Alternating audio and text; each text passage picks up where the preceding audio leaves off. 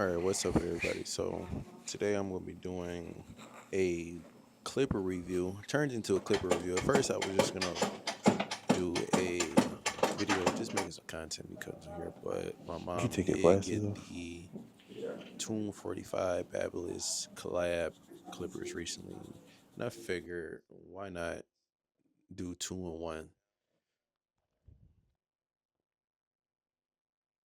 So, so apparently this is the first time him getting a taper. I was surprised when he said that, but I got you. see, first time. Damn. I was in disbelief. So my gripe with the liner, or with the button on both the clipper and the liner, I was pushing a couple of times. I thought it was gonna be more of a distinctive like sound of when you're switching between the power on it, but I guess not. So right here, you see me putting in my ball line with the arc to the line, not just a straight line, right? Going in with the lever open.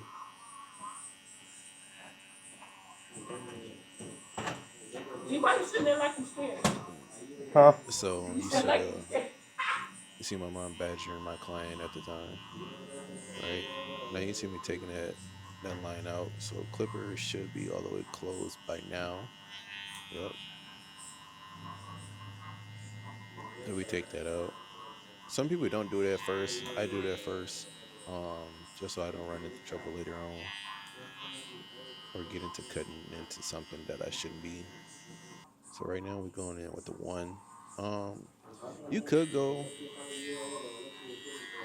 you could go with your 1.5 and just cut all of this against the grain. But with me being the first time cutting his hair, I just wanted to play it safe and lay it down to a good length.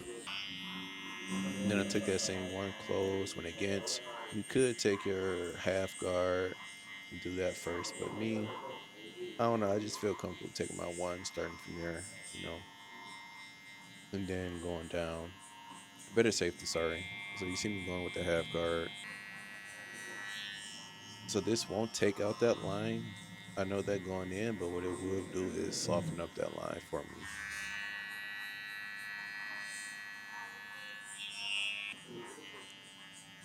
So this is what I feel like is the most important part of like knowing your clipper is being able to do this, right? Do the detail work. Know how far you can stretch that lever open.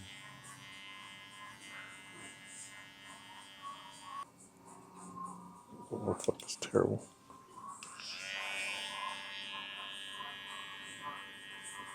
So yeah, you see me going in 1.5 against.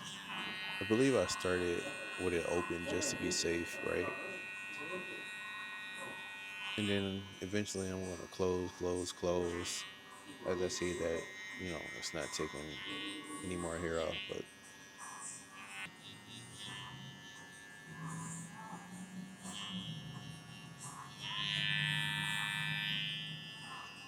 so far, up to this point, I was getting a decent feel for the clipper, right?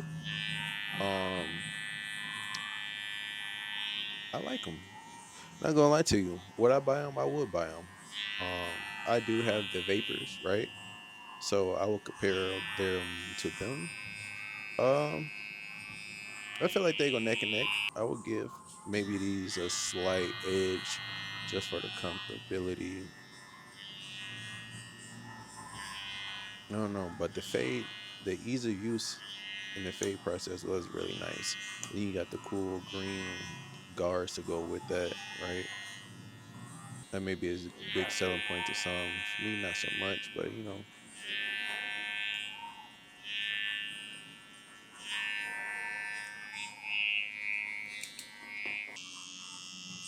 So for me, I like to do a rough line, especially if the bars aren't prominent, right? And I may do sometimes I may not even do the bar, but I usually do the C cup. at the very least, just so I have a good idea of where I'm going to start my guide. And I like to do it in an arc motion just because it looks a little different than just a straight line on the head. Yeah, it is difficult when you get into this area of the head where it's not, I don't know, big or like it's just a small area to work with. So right here, you see me lever open,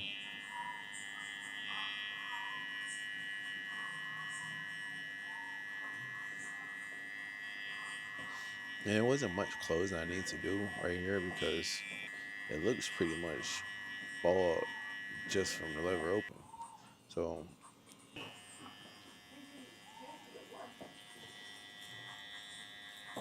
Hey, how you doing, I brother? chose not to knock that hair down first. Um, I don't know. I just didn't feel like I needed to be honest with you.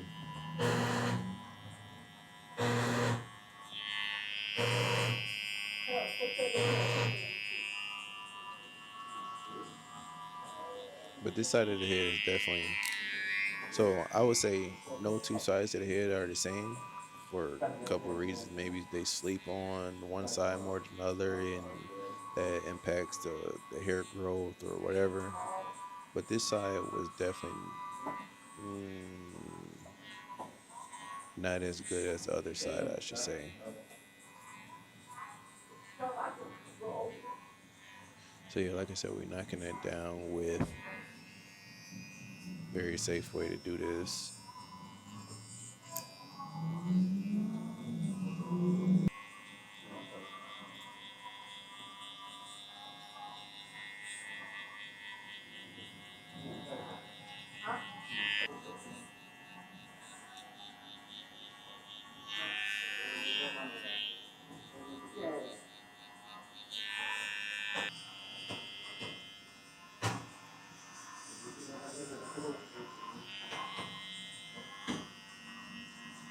So yeah, I would say this part of the haircut was pretty easy.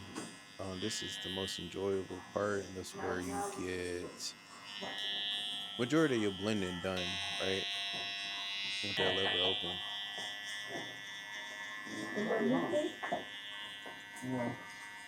So yeah, you see me connecting the top to the bottom, cleaning the top up with that 1.5. I still started with it open, and I close on my way down.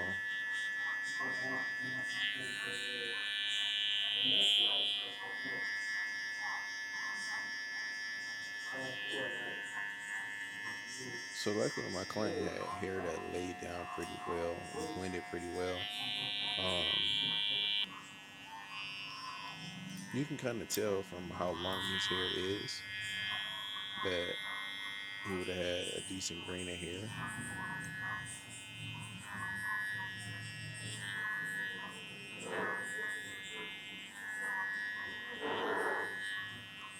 I could have put the half guard back on here to be safe and sorry, but I feel like that would have took time. I didn't really need to. As long as you flick out,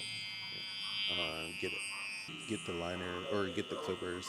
There's big pieces of hair, then you should be fine. Um,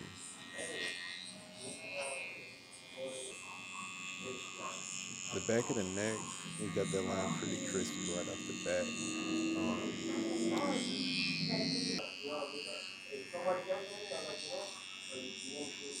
I find that the T liner shape really helped me here just because didn't. He had a hoodie on. I didn't feel like asking him to take it off, but I should have. But that definitely helped me get into these tighter spots and actually see around the blade as well. So we're going on to the back taper. Um, just because I didn't have a lot of room Head to down work for with, me. I chose to just go reverse method to put it in ball line. Um, I'm going right away with just knocking everything down.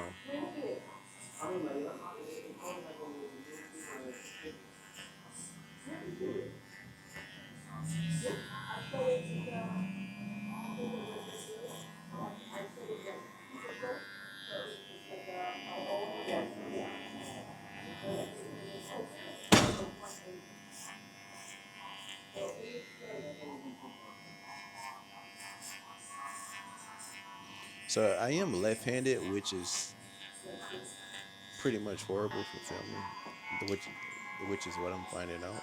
So bear with me with my shoulder getting in the way. But here I'm going with the lever open, right? And I'm tacking that with the one open.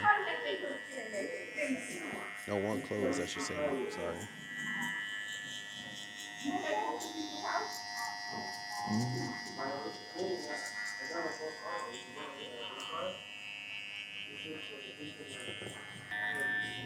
So then we have that 1.5 open. And I seen that I could have got away with it being closed a little bit. So that's what I did.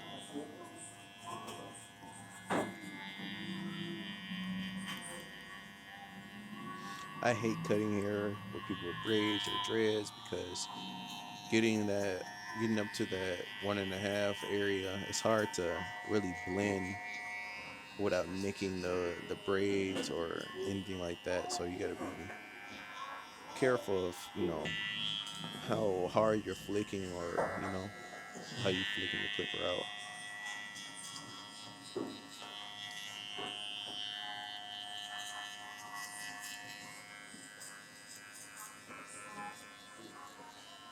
But yeah, other than that, the back taper it went pretty well.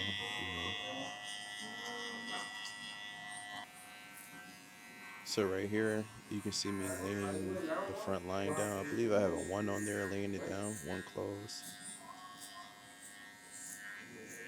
And I didn't do a half guard or half open or whatever, just because his line towards the bottom it was a little light, and I didn't want to create another patch or another light spot or whatever.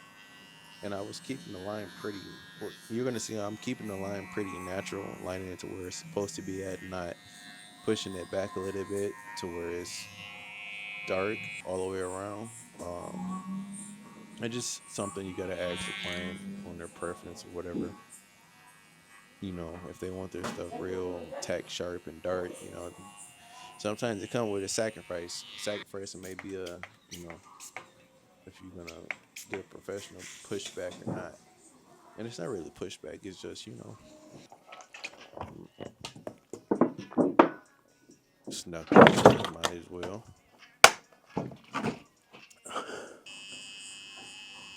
So I don't know what happened to me recording the front lining. So oh well, but just know it's crispy though.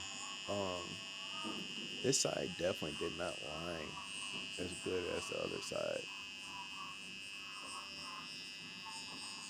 but I did go back in with the razor and saved it. And it may just be my technique, right? So I'm getting I'm getting back into it. I want to say get into it, but I'm trying to put more effort into the barbering career. This isn't my main source of income, so I just do this as a second job, side job to the main gig, right? So right here you can see really the liners at work, and like I said, I'm keeping the line low, keeping it where it's natural at.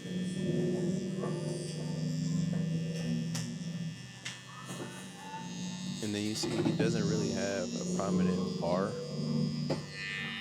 so I do have to make him one a little bit. And I am left-handed, so I'm using a reverse method. And this is where prepping the line really comes into play. So beginning haircut, you see me going with the alcohol, right? Then you put the spray astringent.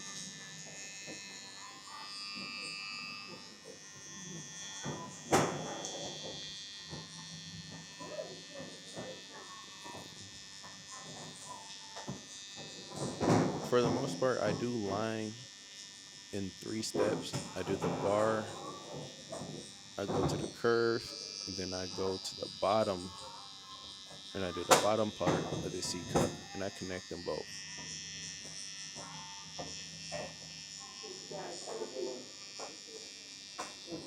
I don't really drag at all. I don't know, but I mean, I do a mixture of things. But more so, I just use my corner and I tap and tap and tap and tap until I don't need to. So, like I said, I did hit him with the liner. I mean, no, with the razor. And as you about to see, this he had a bump right by his bar, and I didn't want to. I didn't want to go over that because I felt like it was gonna cut into that and make him bleed. So you see me trying to figure out how to work my way around that. Eventually, I do get it, but it was a hassle. I'm pretty sure if it wasn't there, I would have did a better job, maybe. But yeah, I had to angle the blade and use the back of the blade more so.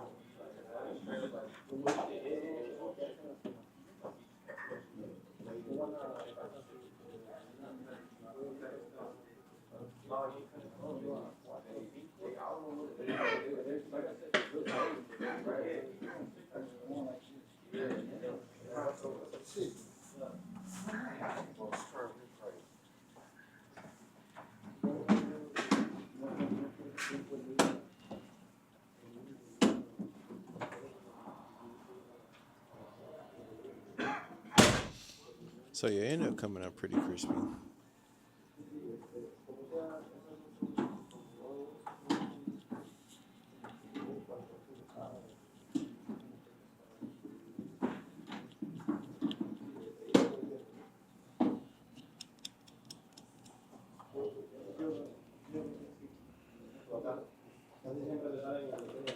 Move this motherfucker. Time consuming. Then think about it, they making, I don't know, Yeah, I can see $1,000 that. off the video anyway. So So Yeah, I can see that like some brand ambassador stuff. I was talking to him and I was telling him, like I was listening to a couple different YouTubers say that when they do these videos where they create content and stuff like that, it does eat into how long like the video or the cutting hair process goes because of the constant adjusting the camera and monitoring it and repositioning and all that stuff. Um, they say they end up giving the clients like the haircut for free, basically because they already know that they're gonna make you know 5 times that on the actual video. So it's not really missing out on much. But I'm not at that point, so I'm still charging full price. I don't know. I may end up giving a couple dollars off just because. But you see, I had to reinvent a angle for the front lining. I'm lining on part of my station that I never line like this or razor like this on this side. But yeah, we made it work. So all in all, the client was pretty happy with the cut. The line was crispy. The braids, the braids was hidden. Shout out to Victoria. I'm gonna leave her information in the description. So if you ever need a braider, we got one right here at All About You Barber College, Barber Lounge. You can find me on Booksy at All About You Barber Lounge, right? Yeah. So that's the video.